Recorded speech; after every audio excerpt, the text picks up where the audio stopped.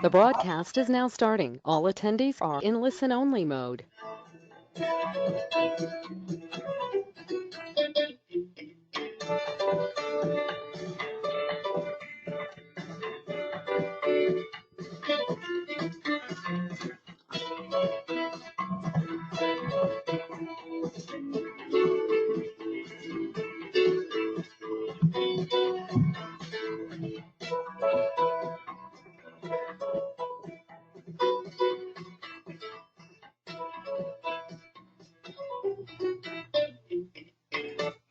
Well, good morning, good afternoon, good evening, wherever you are in the world. Welcome to the DataView Show, episode number 10. I'm Scott Hayes, lifetime IBM champion, IBM DB2 Gold consultant, and host and curator of this show in support of the IBM community. Today, our topic is AI in BI, augmented intelligence built into Cognos analytics. And making his second appearance on the DataView show today, we have Jason Tavelaris. Did I pronounce that correctly, Jason? You got it. That's awesome. And he is the Senior Offering Manager at IBM for Business Analytics, I believe. And there's his Twitter handle there, so you can tweet him. Jason, I noticed that you haven't tweeted in like over a year, man. I need to get on that. Can you show your Twitter account some love after this show? Will do. You're a good man. Now tell us a little something personal about yourself so our audience can get to know you a little better. Yeah, sure. I was born and raised here in Ottawa. I love it. We got 4 great seasons here. I'm a big fan of even winter, which is what we have right now. I do all sorts of winter sports. Snowboard, cross-country ski. I play 2 ice hockey teams. So I'm loving it. And, here in Ottawa is where Cognos was founded. That's the focus for today's show.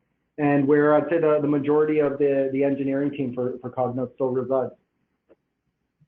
That's great. And I'm going to ask you another question, which was quite a bit of fun on the prior show. Tell me, please, what is your least favorite food? I don't like ketchup, and my kids are constantly pouring it on things and ruining leftovers that I'd otherwise eat. All right, ketchup is your safe word. If I or your audience ask any questions today that you don't want to answer, all you got to do is say ketchup, okay? Sounds good. And that's a reminder to our audience. If you have any questions today, feel free to ask using the GoToWebinar question tool over there. This is the required gibberish. The opinions expressed are there. Scott Hayes and show guests and do not necessarily reflect that of IBM Corporation or the IBM community. And I am highly opinionated. DB2 is a registered trademark of IBM, which is also a registered trademark. We make no claims to any marks belonging to anyone. This event is being recorded. Replays will be made publicly available. Best to mind your manners. What's ahead? A few news bits, things you should know about because you're part of the IBM community. Then we're going to have Jason's amazing presentation, AI and BI. Got just a couple polling questions to check in with our audience and make sure they're awake. And we'll do thank yous at the end. Some upcoming shows you should know about. Next Thursday, 20th of February, Simon Lightstone, Cloud. Get started, make your business agile, build a chat bot in 15 minutes. I can't wait to see that. 5th of March, Protecting Sensitive Data with Guardium, and that's by a gentleman named Tim Tate. He's an IBM champion, and he's an actual customer. So it won't be an IBM person saying, this is the product, this is what it does. No, this is real-life customer experiences on the 5th of March. It's going to be great. 19th of March, we're going to have a show all about the Think Conference. And there's a new data science hackathon coming. So those are all on the show schedule, and you can register for them now. Some favorite URLs to visit. Check out the IBM community. Become a member if you haven't already. The marketplace, Augmented Data Explorer, new cool graphical user interface for DB2 and learning about your data. The DB2 samples are now on GitHub. You can try out the new console data management console by visiting this URL. My friend Stuart wanted me to remind everybody that Informix is still alive and doing well, and you can visit iiug.org for Informix events and news. There's a lot going on there. IDUG, one of my favorite nonprofit educational resources, tremendous conferences. Register early and save. There's going to be IDUG in Dallas, Texas this June. Register now, save money. And ibm.com/cloud/Watson Studio/AutoAI. Super cool tool that I saw demonstrated last fall. You just throw data in it and it tells you things about your data that you didn't know. And I was very impressed by that. I'd like everybody, if you have any involvement with DB2 in any way, to please consider participating in the 2020 State of the DB2 Universe Study. We did this last year, had several hundred participants. It was very insightful. And so we're doing it again this year. You could win one of 5 $50 Amazon gift cards or a badge to IDUG in Dallas, and that's exciting. And if your organization prohibits winning, you can also opt out of winning. We're very respectful in that way. You can find the study by going to bit.ly/2020db2study. And so give us your thoughts on how your organization uses DB2. And Jason, it's time to make you the star of the show. It's presentation time. I'll click a button on my side and we'll make you the presenter.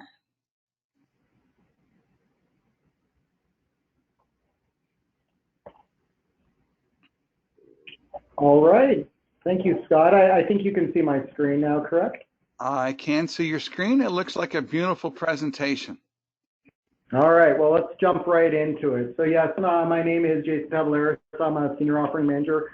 I've been working with Cognos software for about 15 years now. That's quite a career. Yeah. The objective of the session is for me to explain to you all what's happening behind the scenes with all the AI we've infused throughout IBM Cognos Analytics. And I think this is really important because I think if you understand how the AI works, you'll trust it more and you'll also be more excited to use it. So the agenda today, I'm going to do a short intro on IBM Cognos Analytics because I know a lot of the viewers here may not be familiar with it. I'm sure we have a lot of folks who use it all the time, but then I know that a lot of these shows are more geared at like a database audience. So some folks may not be familiar with Cognos. I'll do a short primer on that. And then I'm going to jump into a live demo, really focusing on the AI-assisted data exploration features with Cognos. And then we'll wrap up with a technical deep dive as to how these AI features function. All right, so let's start with that short primer on Cognos. Cognos Analytics is the next generation of business intelligence. Okay, so it's a whole platform for preparing data, making it easily to analyze data, and then sharing the results with a broad audience, whether you're telling interactive stories or creating pixel-perfect reports. You know, if I have to summarize Cognos in just a few words, it's both managed reporting and AI-assisted self-service analytics. So if you've gotten a credit card statement as a PDF document, there's a good chance that was generated by Cognos software, and that's what we mean by managed reporting, where the report author has full control over the exact layout and information being provided by a report that may be distributed to tens of thousands of people. It's very mature capabilities. What's really important to a lot of the Cognos customers is this notion of one version of the truth, right? Where they can govern the information and ensure that the whole organization is aligning to the same set of information about how their business. But what's equally important this, and in many ways, an opposing force to governance and managed reporting is self-service analytics, right? Increasingly, no one wants to wait on others to deliver them the information they need to make better decisions and to do their job, right?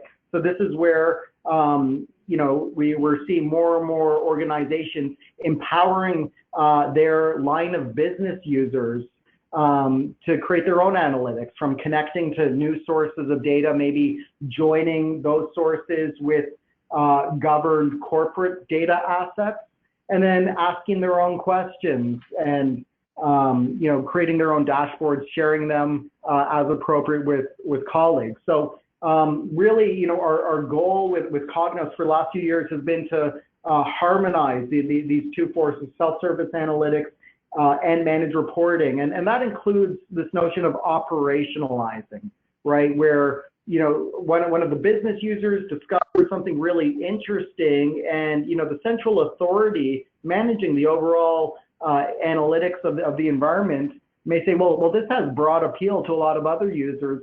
When we say operationalize, it's converting it from like a self-service asset into something like a more managed asset, like a report that could then be bursted to everyone in the organization who could benefit from this. And the focus for today's session is on AI, and specifically for that self-service area, how AI can really help broaden the sphere of users able to do the analytics all by themselves, with the AI automating tedious and error-prone tasks, and also recommending next steps and guiding the user on their analytics journey.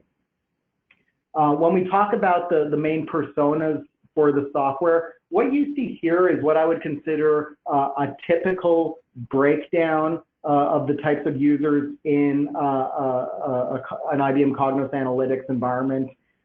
If you look at that 60% data consumers, this represents that segment of the population who don't have the time or interest to do anything more than kind of click on a link or have analytics sent to their email inbox, right? They maybe will change some filters, but it's largely pre-authored content that they're using to make better decisions and to be more aware of their business operations. But what we see as the fastest growing segment of the user population here is what we call data explorers. And for today's session, that's going to be my focus persona, is a data explorer. And when we talk about data explorers, we mean they're folks who, usually from a line of business.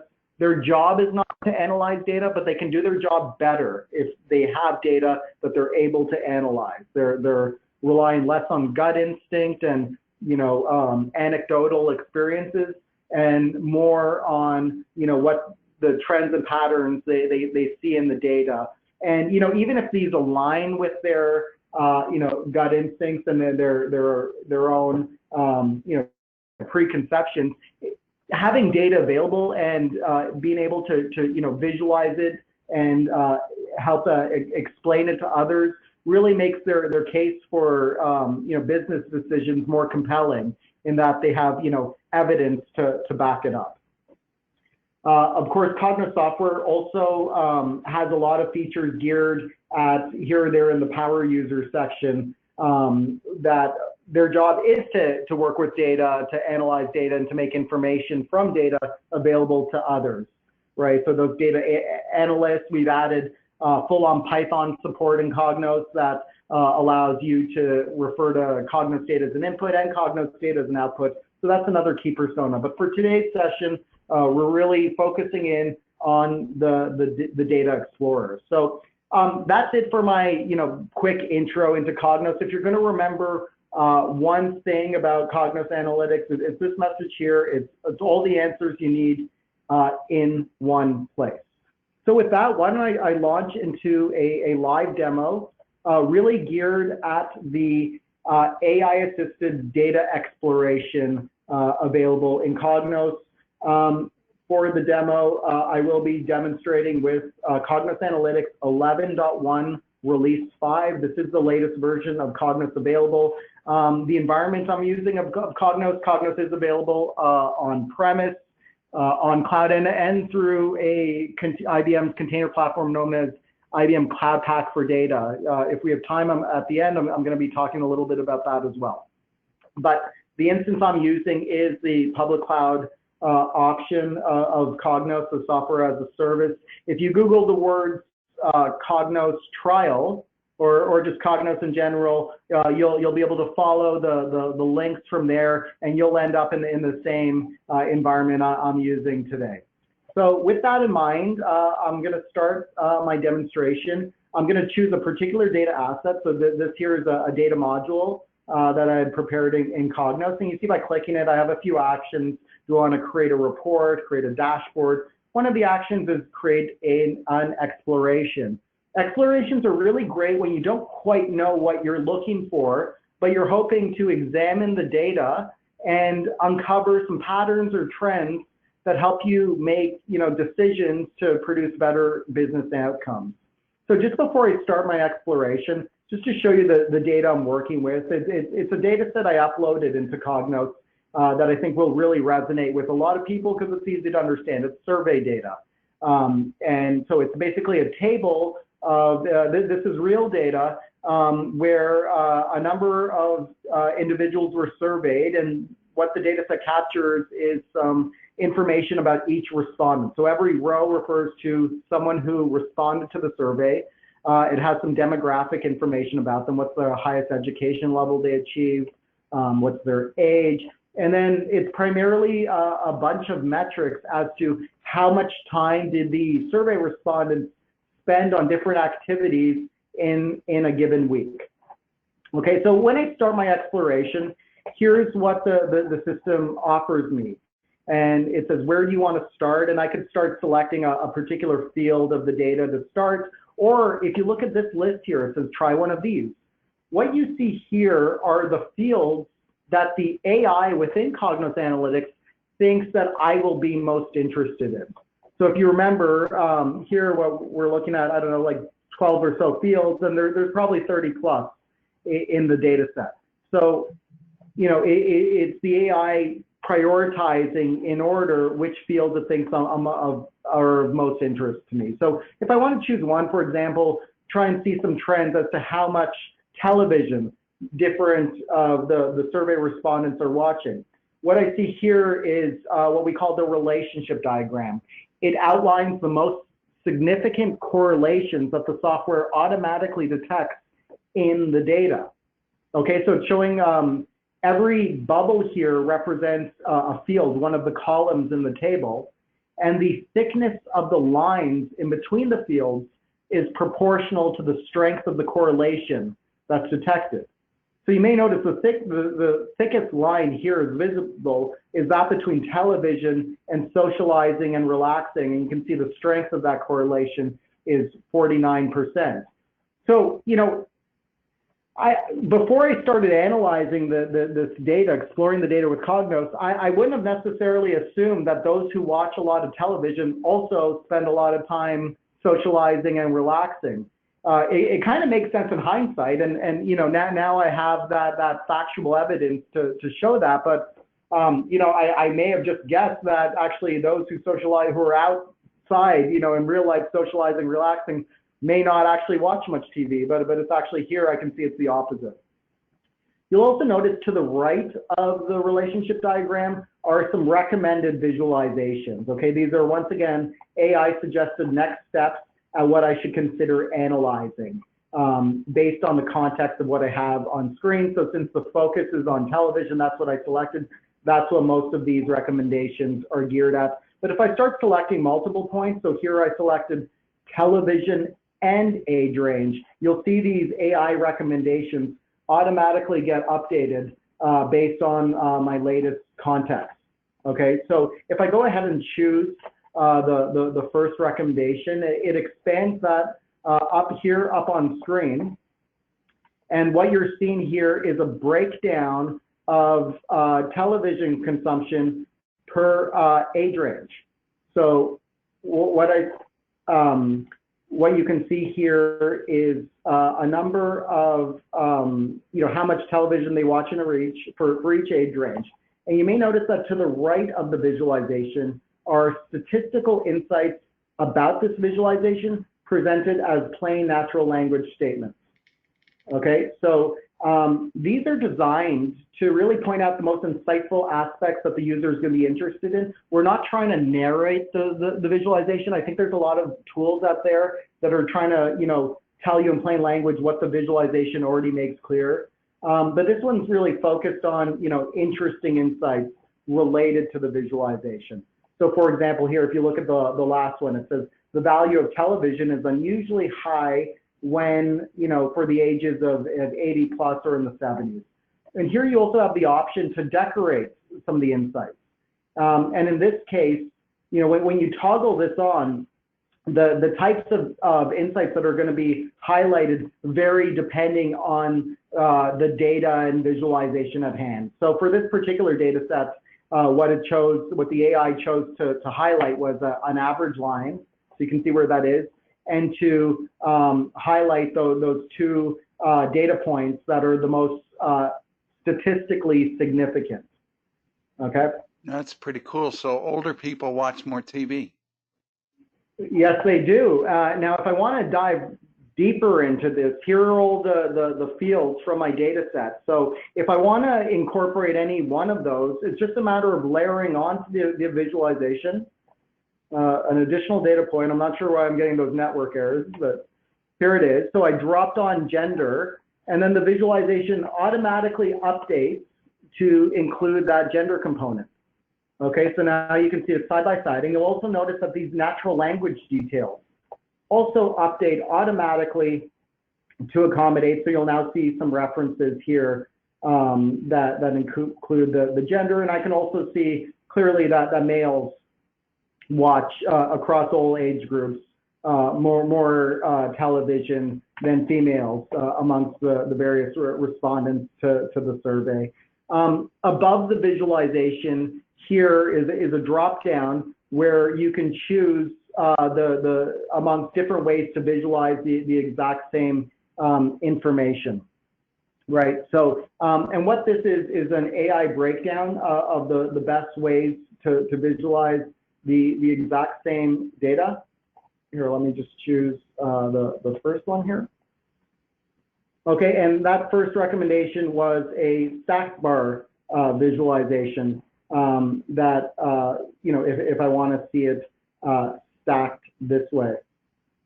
Okay, I keep getting some internet errors. Maybe my Wi-Fi is dropping. I'll show you a couple other cool things you can do in terms of next steps. So for this first drop down, it's the best ways to visualize the exact same information.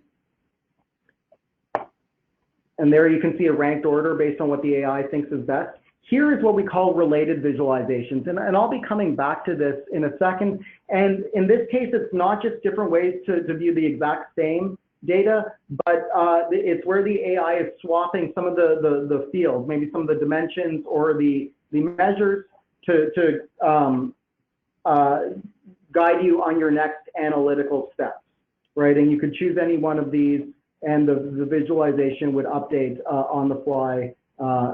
There you go, as do the natural language details provided. At any point, you can just choose what you want, though. So here, if I were to choose something like earnings, I'm getting Wi-Fi errors. I apologize for that. And year, I can just drag and drop them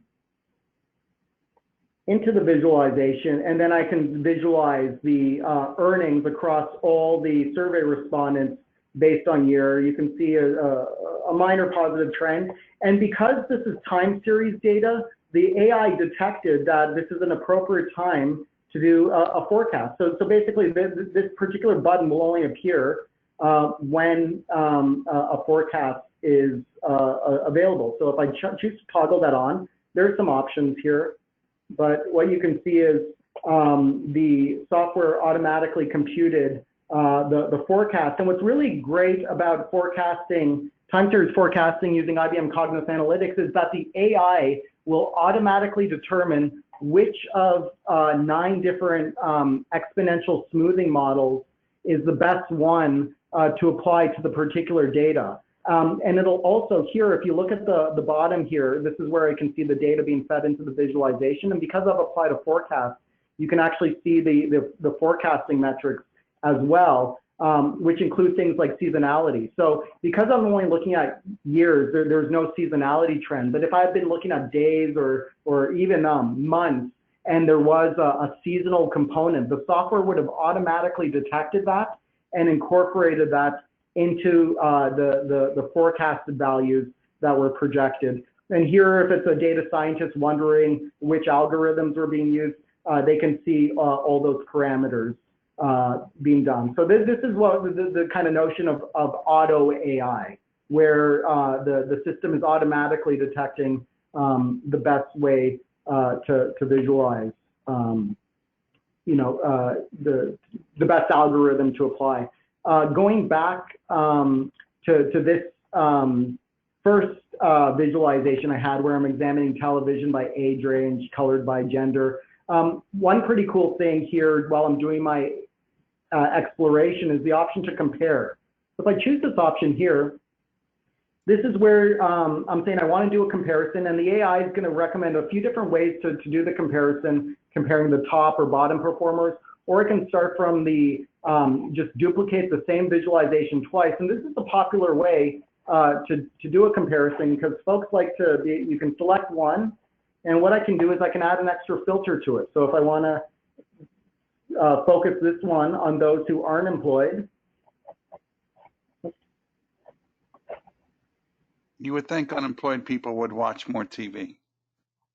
Well, let's see what happens there. And then I'll choose this visualization, and I'll just do the opposite filter.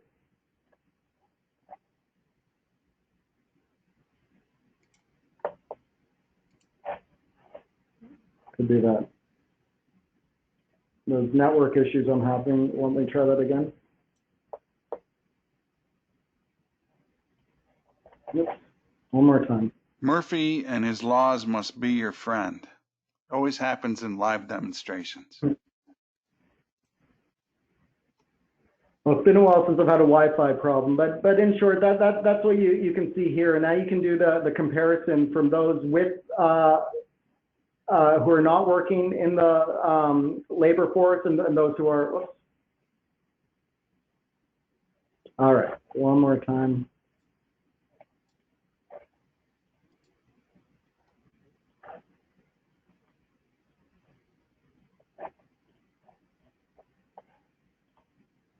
Okay, so there it got added, just enough Wi-Fi to do that. And what I can see here is I'm comparing those who are employed to those who are not employed, and it's very easy. And Scott, you were absolutely right. Those who aren't working are watching more television. It's easy for me to compare. There's some comparison metrics there at the bottom, and I can also see the natural language details for each one. A whole bunch of other options there for doing these comparisons. Really popular feature here in Cognos. I thought I'll just show you a few other of the improvements we've made in advanced analytics. Of course, all of these are guided by AI. So here's where I can choose amongst all the different types of out-of-the-box visualizations we support here in Cognos. Of course, we also support custom visualizations. But one of my favorite ones is this decision tree. So what a decision tree does, it's a statistical tool used to understanding the likelihood of different events based on the outcomes detected in the data. So if I'm interested in understanding, weekly earnings, what are some of the factors there that affect weekly earnings? All I have to do is select the target, and I selected weekly earnings. Then I get this breakdown as to what are the conditions that lead to higher earnings. So from here, the legend, you can see the darker the color, the more likely one of those survey respondents is to earn money. So the most important criteria here is hours worked. So those who work more than 40 hours a week tend to make the most money. That's where the darker colors, and those who work the least or less. And you can also see that it's education level that applies next. And we have a few different ways to visualize this information. It's all the same, just different ways to present it. So one is a sunburst. And this one's really good for adding to a dashboard. I'll show you that later on because it's nice and visual. It's highly interactive, and can interact with other widgets on a dashboard, but it's the exact same information. So those who work the most hours and have the highest level of education earn the most money. I can also see that broken down as simple textual values. So the predicted value of weekly earnings shown here amongst the survey respondents is for those who work above 42 hours and have one of these degrees.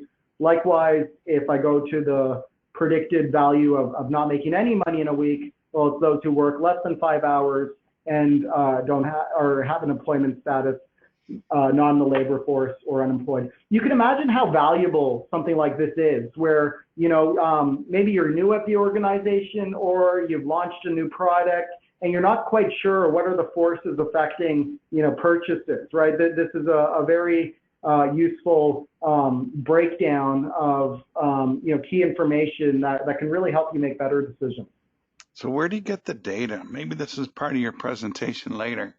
Where do you get the data to present all this stuff? Well, you can connect to data in a data lake, in a data server. We support a number of interfaces to Hadoop, all the traditional data warehouses. So, the Cognos customers are primarily connecting to corporate data. In this case, just to have some data that's real and resonates with everyone, I downloaded it and then uploaded it into my Cognos. So I'll show you connecting to a data server shortly. Hey, maybe you could help me analyze the 2020 State of the DB2 Universe Study. That would be fun. If I could share the data with you, we could analyze it. That sounds like a lot of fun. Let's do it. All right, man. We have a plan. Great. Okay, and the last thing I want to show you for this part of the demo is interacting with the AI using plain natural language. So maybe you notice in the top corner throughout this exploration, there's this option here, ask a question. And you can really just ask anything in plain natural language. You could say, there are top 5 education for earnings. You saw there was some type ahead there to kind of guide me on the next steps. And what it does is it tries to answer my natural language question using a visualization and or natural language. So what it did here is, because I said, what are the top 5 education for earning, it produced that. Here I can bring it into my exploration to see it full screen. You'll notice because I said top 5, it created a top 5 filter. And if you look here, it also said I found these matching sources. So what it did is it answered my question using the context of the data source I was in, but it also let me know that, Cognos is geared to scale from like a few user environment to many tens of thousands of users. So, in those bigger corporate instances of Cognos, I may be authorized to access a lot of different data assets. And this is what the AI assistant here is telling me, is that it could also answer my question about earnings and education in a few of these other data sets I have access to. If you look at this list here of these tabs at the top, it's all just different ways to visualize the exact same data in order of what the AI thinks is best. And it's the exact same list that you'd see here if you were to go to this drop down. Remember, it's the best ways that the AI thinks to visualize the exact same data. Likewise, here where it says show related visualizations, it's the exact same response that you'd see here in this dropdown, where the AI is recommending kind of next steps, in this case, weekly earnings and hours worked, in addition to education level, right? Now, one other cool option here is it says to create a dashboard from the charts. So what I'll do is I'll choose that option. Oops, I'm getting these network timeouts. And I'll choose that option. And what we're going to see here is the AI is going to generate a whole dashboard for me using the context of that question I started from. And I encourage you guys, and anyone who hasn't used Cognos before, go find the Cognos trial. Just Google Cognos trial, and you'll get here, upload your own data or connect to a cloud data server. and try it out. I'm pretty impressed and pleased with the dashboards that get generated. So in this case, I started asking about earnings and education. So you'll see that's the primary visualization here on the first tab of the dashboard. And then there's a bunch of supporting information with some related dimensions that the AI thinks I'll be interested in, including socializing and relaxing. Remember how it detected that correlation before. And because the question started from a top, it generated some tabs related to each of the top education performers in terms of earnings. So it created one for each of these, and you can see there's some relevant information. And each one of these tabs, if you look at the little filters, it's filtered to the one that it generated for. So it's a great starting point. Now, what's also pretty cool is that, I was started as an exploration. I'm now here in a dashboard, so I can easily share my results, but I can continue my conversation with the AI assistant just by toggling on open this panel. So then I can ask additional questions. So if I would say, total earnings, what it produces is an answer corresponding to the sum of all the earnings from all the survey respondents. And if I said it differently, like average earnings, you can see here it's now not the total, but the average. And I could also say, average earnings for age greater than 30 and female. You said to Google Cognos trial, and earlier when the show started, I was given the Watson Auto AI a little boost. What are the similarities and differences? Why should I try one over the other, and how are they related? Yeah, so I think, the Watson AI is more geared at a data scientist type persona, so that they'd have more options to dive deeper and allow them to, manipulate, the Python or R it's generating. What I'm showing you here in Cognos is really geared at that data explorer persona. Remember, I was talking about a line of business user whose job is not to analyze data, but they can do their job better data. So what you can see is it's really geared at being visual. You won't have as much control over the algorithms being used, but you don't need to know about algorithms. It's going to generate it for you. Not to say that it's mutually exclusive with a data scientist like persona. A lot of data scientists like to kind of start doing this type of exploration and get some leads as to where they should invest their time, and then take it from there. So they like to do this type of visual AI infused data exploration, for prototyping and like I said, to kind of figure out next steps, because although someone may be a whiz at writing a machine learning code and Python, it's still pretty time consuming. So they want to use their time effectively and really spend their time on where it can have the most promising results. And this type of experience can help guide them as to where it's most worthwhile. All right. So just to show you a couple things. So my interactions with the AI assistant, they're not locked in here. Just like before, you could see in my, when I was doing the exploration, I can simply drag and drop any of these things.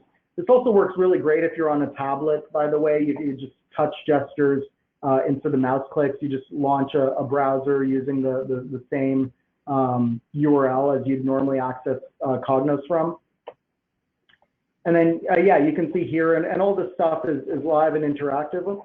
There's that network error again. I'll delete that one.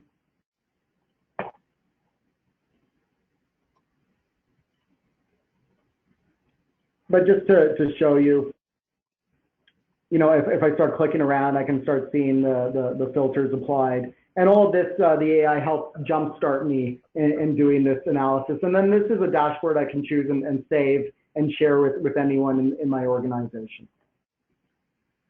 So with that, I realize, I spent a lot of time demoing there. Why don't we get into the deep dive around, why did we create these AI features and how do they work behind the scenes? So first of all, let me start with, why are we AIing? Well, one, we want to automate as much as possible, particularly around data preparation. No one's preparing data for the joy of preparing data. There's always, your end goal is to derive insights, share information. So, we really see the data prep as a necessary evil. I didn't get a lot of a chance to demonstrate that the data preparation side of things. I'm just conscious of the time here. I was planning to show it, but we'll talk about that shortly. In short, the software automatically configures as many of the settings and tasks. So for example, the joins between multiple tables. So we wanted to do that as much as possible so that you can jumpstart, get faster to your real goal, which is learning about trends and patterns that helps you make better decisions. Now, with the AI automating and recommending, of course, that means that the type of user able to get value out of the system is open up to folks with lower technical skills, right? There's less they need to know. I already talked about they don't need to know the algorithms ahead of time. The system will produce the best ones for them automatically. So that's what I mean by flattening the learning curve. It really doesn't take as long to be proficient with Cognos analytics, with the AI doing so much of the heavy lifting for you. Another key part that I was trying to emphasize through those AI recommendations is that it reduces human bias. We're all vulnerable to our own biases. I talked about anecdotal experience and preconceptions, and it's human nature to tend to be stuck in a box, right? A particular line of thinking, always examining the same usual suspects, to try and make improvements on. Where the AI does not have those same biases, right? The AI is just largely using math to try and figure out where there's something worth examining. So what this means is that last column is what I call these Eureka moments, right? These really insightful points of view, these insights that really may help you make a big change for the better that you wouldn't have come to on your own if it wasn't for the AI giving you those guidance and assistance along the way. And it helps break that bias to help get those Eureka moments. So remember that I said the point of the session is really to help you understand what's happening behind the scenes with all those AI features. So one key point is that I refer to the AI as an entity that you may think is like one big brain, but it's really not. It's actually dozens of microservices that are all working together to produce different results, and we'll group two collections of the services. One is codenamed Smart. Okay, it's a whole bunch of services. I'll walk you through a bunch of them, and they're really geared at trying to figure out what is the user most likely to be interested in. Okay, what's most useful to the user. Then we have a whole other set of services that we've codenamed Predict, and these compute things like chi-squared algorithms, and you saw some of the correlations and the forecasting. But the point is, all these services work together, feeding one another to give the most usable, truthful insights possible, right? We want to give the most actionable, because if we were purely just showing up everything that the software detected in terms of correlations or drivers, you may get a lot of noise there, right? Really obvious stuff. So we're trying to focus in on only that which is more useful. And for this, we have many services working together. So walking you through some of these services. One you saw in action is the visualization recommender. Remember when I was selecting certain data points or as certain recommendations were coming up, visualizations were being created automatically. So what this service does, the Viz Recommender, it was built with machine learning. And if you think of it as a service, as an input, it accepts certain fields from your data. And as an output, it generates a ranked list of the best ways to visualize those fields. So this service was built using machine learning. The way we build it is here in the IBM lab. We compiled hundreds of different data sets and outlined the relevant characteristics in each one. How many, approximately, how many distinct values are there? Are there negative values? What's the range of values? And then, as humans, we created a list of the best ways to visualize each of those based on the characteristics. And then we fed that through, as a supervised machine learning algorithm. That way, the visualizations that get recommended to the user for certain data points are based on, probabilities from machine learning, not based on hard rules, right? And this makes it able to be adapted to learn user preferences and also, satisfy those gray areas where it's clearly, it's not clear which is the best way, and, hard rules would likely, lead to some confusion. One of the other key services at play behind the scenes is this knowledge discovery service. So when you first connect to data, and I'm going to explain this in more detail shortly, whether you're connecting live to a one of your data servers or you're uploading data, the software will by default capture some sample data, statistical samples from all the tables you're trying to analyze. And from that sample, it'll infer a number of characteristics. For example, how many distinct values are there? And we just recommended knowing how many distinct values help things like the Viz Recommender. For example, a bar chart is great at showing 20 or fewer bars. You don't want to see 200 bars. You'd probably want to scatter plot of that. So knowing these characteristics ahead of time really help drive a lot of those AI features. Those are captured by that knowledge discovery ontology service, which also, particularly for textual data, will try to associate each of the fields in your data with terms and concepts from the internal ontology of Cognos Analytics. So an ontology is a repository for real-world information. So things like money, time, location, cost. So whenever you connect to data, behind the scenes, the software makes tags each of the fields with the relevant concepts that it has in the ontology. So if a field is detected to represent a location, if the user asks, where are my best sales, the software will look only at those fields that are associated to be locations to try and answer that. And the visualization you'll probably get when you select a location will most likely be an interactive map, because only location fields can be shown on a map. So here are some of the services you see. They're all employed by that AI assistant, which is making use of those, as well as some of these other ones. So we talked about the Insight service before, which is recommending what are the fields the user's most interested in. So remember when I first launched my exploration, there was a number of starting point fields that the AI was suggesting. That's coming out of this service. The Insight service, which does interesting fields recommendations, and also related fields. So remember in the AI assistant where there's an option show related visualizations, as well as while I had the exploration, above the visualization was a related visualizations area where some of the visualizations there retain the same measure or dimension that I was analyzing, where others were swapped. This is coming from the recommendations from each of these services. So like I said, a lot of these services are tuned and adjusted based on knowing a profile of the data.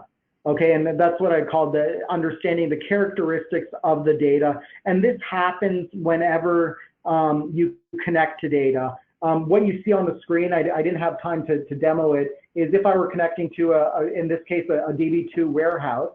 And for whenever you want to use any of the schemas, which is a collection of tables inside the database, To use them in Cognos, there's an option to load the metadata, which by default, like I said, captures 1,000 rows of data. We don't keep the actual data when you first make this connection, but we retain the characteristics inferred from that data and use that to drive a lot of the AI features. And then whenever you're exploring the data from the DB2 or other type of data server are fed in at real time. So we don't rely, we're assuming that, you're connecting to live data and the data is always changing. So we're not dependent on, many of our competitors require to ingest the data ahead of time in order to do this type of AI. The Cognos Analytics is designed to enable these AI features while still connecting live to data and getting real-time view of what that data is telling you. So here what you see is a simplified architecture diagram breaking down the different components. What you see in the middle where it says data discovery and numerical analysis, that's just what I was talking about. When we first connect to data, we compute some statistics, what is the range of values, number of distinct values, etc. And that data discovery is also what I mentioned, where we try to associate fields from the data with semantic concepts from that ontology that you see above where it says data discovery. So that's where it has, those real world ideas like cost and time. And if we detect, any of the fields represent one of those, we can do smart things and get the best defaults and the visualizations. When we have a second, I'd like to ask our audience a polling question. Yeah, go ahead. Is this good time? All right. Yep. Here's a polling question for our good-looking audience. Are you currently using IBM Cognos?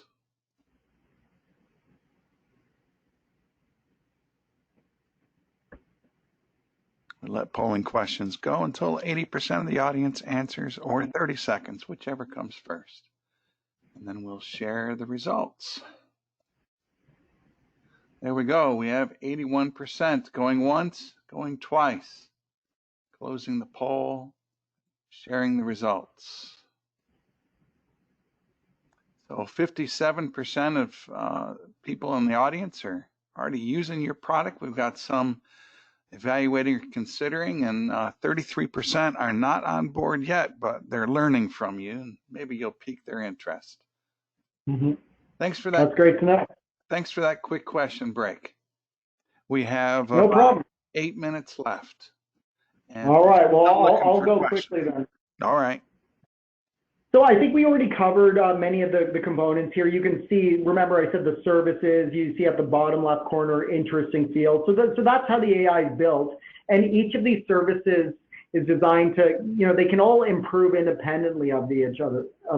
So you can imagine how the service that computes what fields, subset of fields from a data source the user is most interested in, can start adapting, learning the preferences from each user and so forth. Now, if we talk about those predict features, I only demonstrated a few of them. You saw from the top right corner is the decision tree, pretty cool one. I showed some time series forecasts. That one you see at the bottom, that incorporates that seasonal component that the software automatically detects.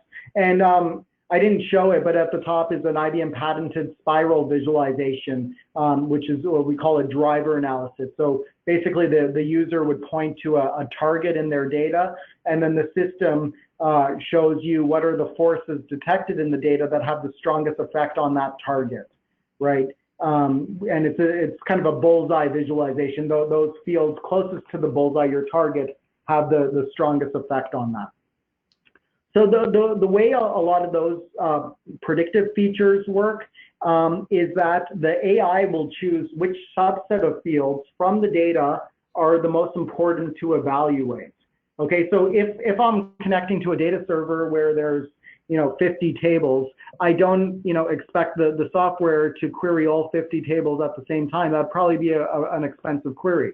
So instead, the AI computes a more manageable one and tries to find where there's most relevant insights to be discovered. So it selects the fields, and of course the user can manually override those fields if they want. and then we fetch the data. Now, these types of predictive algorithms, while you're primarily analyzing aggregated data in Cognos, so rolled up to a level where you can see trends and analysis. For these predictive visualizations, we actually want detailed records. But if your data lake has 1 billion rows, we don't want to transfer 1 billion rows. So what we do is the Cognos software will make a request to your data lake for a statistically valid representation of the total population. So for a database like DB2, Cognos will ask for a Bernoulli table sample. And that's specifically designed to give you a non-biased result set that is, statistically valid to represent the whole, all the values in the table. So it's not just going to get asked for the first n set of rows, which would be biased if there's like partitioning or something in there. So we get that statistical sample designed to minimize user wait times. We get only a 10,000 row sample, and then we compute the algorithms needed for whatever is requested at the time. So for that relationships diagram, what's happening behind the scenes is the software does a chi-squared computation, and it makes adjustments based on the data being fed into it. And then most of the other ones are variations of R-squared computation. And once again, the software automates this, so you don't need to know about it. But if you're a data scientist, you may be curious, and that's why we give you that information you can pull up to understand what's happening.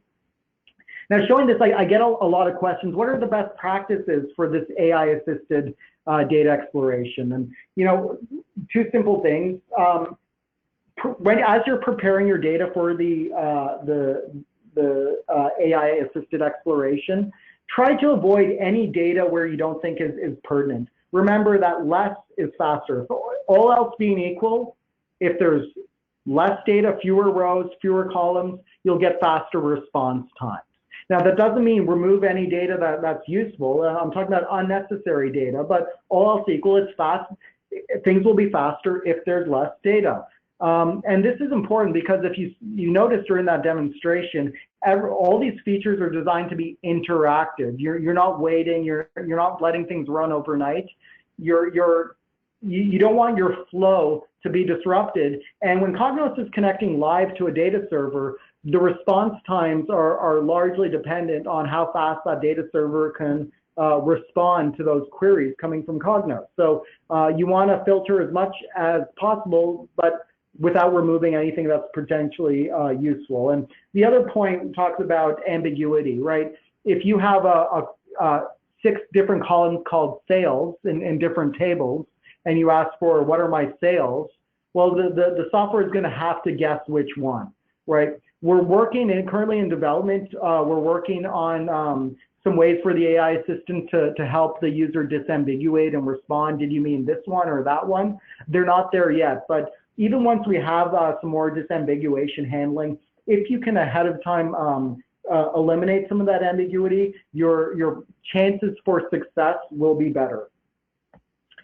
So here I say as a last resort, we have a feature in Cognos to create data sets, and that's where you can, a data set is a simple tabular extract of data from another data asset in Cognos, which may be data you're storing in DB2 or Oracle or Hadoop.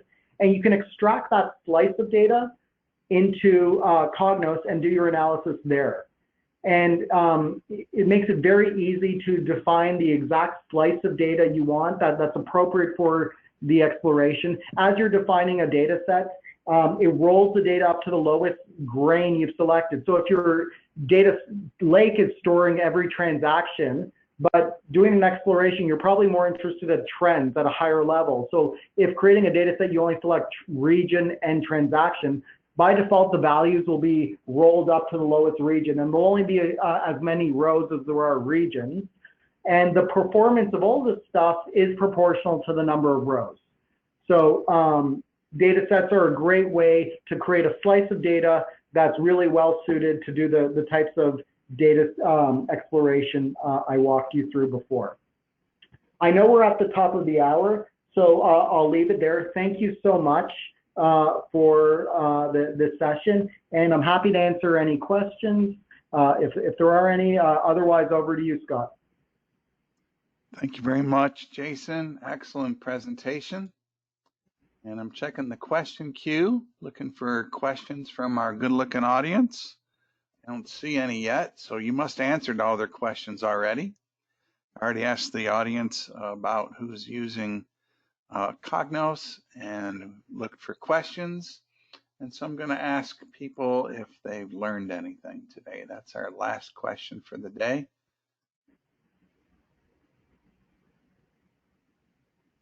Time to wiggle the mice to our wonderful guests. It's looking good so far, Jason. Great presentation. Great. Okay, 8 more seconds. Couple more mouse clicks from our good-looking people out there. Okay, closing the poll, sharing the results. 100% of our beautiful audience learned something today. That's awesome. Mission accomplished. Love providing free education to people. It's good. Okay, so with gratitude, thank you very much, audience, for being here. Thank you, Jason, for your terrific presentation. I'm excited about working with you in the future on looking at the study results. Thank you to our sponsors, the IBM community. You can get there by going to ibm.com/community or community.ibm.com. 2 ways to win. And our replays and show news are at dataviewshow.com/news.